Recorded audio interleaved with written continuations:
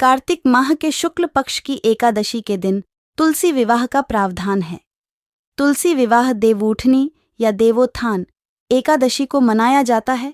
इस दिन तुलसी माता की विधि विधान से पूजा की जाती है और तुलसी को दुल्हन की तरह सजाया जाता है। यह एक मांगलिक और आध्यात्मिक पर्व है। धार्मिक मान्यता के अनुसार इस तिथि पर भगवान श्री हरि विष्णु के साथ तुलसी जी का विवाह होता है। यह भी माना जाता है कि इस दिन भगवान नारायण 4 माह की निद्रा के बाद जागते हैं। इस साल देवउठनी एकादशी 23 नवंबर को है और इस दिन तुलसी विवाह भी किया जाता है। बता दें कि कुछ लोग देवउठनी एकादशी के दिन तुलसी विवाह करते हैं, तो वहीं कुछ जगहों पर एकादशी के अगले दिन तुलसी विवाह का पर्व मनाया जाता है। जाने कि कार्तिक के महीने में तुलसी विवाह क्यों किया जाता है, इसकी कथा क्या है और इसका महत्व क्या है। यह प्रथा पौराणिक काल से चली आ रही है। हिंदू पुराणों के अनुसार तुलसी एक राक्षस कन्या थीं जिनका नाम वृंदा था। राक्षस कुल में जन्मी वृंदा श्री हरि विष्णु की परम भक्त थीं। वृंदा का विवाह जलंधर नामक पराक्रमी असुर से करा दिया गया। वृंदा भगवान विष्णु की परम भक्त होने के साथ ही एक पतिव्रता स्त्री भी थी, जिसके परिणाम स्वरूप जालंधर अजेय हो गया, जिसकी वजह से जलंधर को अपनी शक्तियों पर अभिमान हो गया और उसने स्वर्ग पर आक्रमण कर देव कन्याओं को अपने अधिकार में ले लिया। इससे क्रोधित होकर सभी देव भगवान श्री हरि विष्णु की शरण में गए और जलंधर के आतंक का अंत करने की प्रार्थना करने लगे। परंतु जलंधर का अंत करने के लिए सबसे पहले उसकी पत्नी वृंदा का सतीत्व भंग करना अनिवार्य था।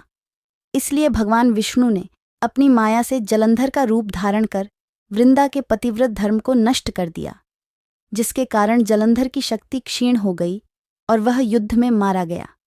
जब वृंदा को श्रीहरि के छल का पता चला तो उन्होंने भगवान विष्णु से कहा, हे नाथ, मैंने आजीवन आपकी आराधना की, आपने मेरे साथ ऐसा कृत्य कैसे किया। इस प्रश्न का कोई उत्तर श्री हरि के पास नहीं था। वे शांत खड़िड्ढी सुनते रहे और वृंदा ने विष्णु जी को पत्थर का बनने का अभिशाप दिया। भगवान विष्णु को शाप मुक्त करने के बाद वृंदा जलंधर के साथ सती हो गई। वृंदा की राख से एक पौधा निकला, जिसे श्री हरि विष्णु ने तुलसी नाम दिया और वरदान दिया कि तुलसी के बिना मैं किसी भी प्रसाद को ग्रहण नहीं करूंगा। मेरे शालिग्राम रूप से तुलसी का विवाह होगा और कालांतर में लोग इस तिथि को तुलसी विवाह के रूप में मनाएंगे। देवताओं ने वृंदा की मर्यादा और पवित्रता को बनाए रखने के लिए भगवान विष्णु के शालिग्राम रूप का विवाह तुलसी से कराया। इसी घटना के उपलक्ष्य में प्रतिवर्ष कार्तिक शुक्ल एकादशी यानी देवउठनी एकादशी के दिन तुलसी का विवाह शालिग्राम के साथ कराया जाता है। तुलसी को अत्यंत पवित्र माना जाता है। यही वजह है कि मरणोपरांत भी तुलसी दल को मुंह में रखा जाता है, जिससे मोक्ष की प्राप्ति हो। मुख्य रूप से कार्तिक के महीने में नित्य ही तुलसी पूजन करने से सभी पापों से मुक्ति मिलती है। कार्तिक माह के शुक्ल पक्ष की एकादशी को तुलसी विवाह किया जाता है। तुलसी विवाह के लिए सुहागिन स्त्रियां स्वच्छ वस्त्र धारण करके सर्वप्रथम तुलसी के पौधे के आसपास सफाई करती हैं। तुलसी को दुल्हन की तरह सजाया जाता है और 16 श्रृंगार अर्पित किया जाता है। महिलाएं तुलसी माता को भोग अर्पित करके उनसे अपने सौभाग्य की कामना भी करती हैं। इस तरह करें तुलसी और शालिग्राम विवाह। तुलसी के पौधे को सूर्यास्त के पहले ही आंगन या छत पर रख लें। शुभ मुहूर्त में पौधे के ऊपर मंडप बनाएं। एक थाली में शुद्ध जल, चंदन, कुमकुम, फूल, हल्दी, अबीर, गुलाल, चावल, कलावा और अन्य पूजा की सामग्री रखें। पूजा से पहले तुलसी के गमले में शालिग्राम जी का आवाहन करके शालिग्राम को गमले में स्थापित कर दें।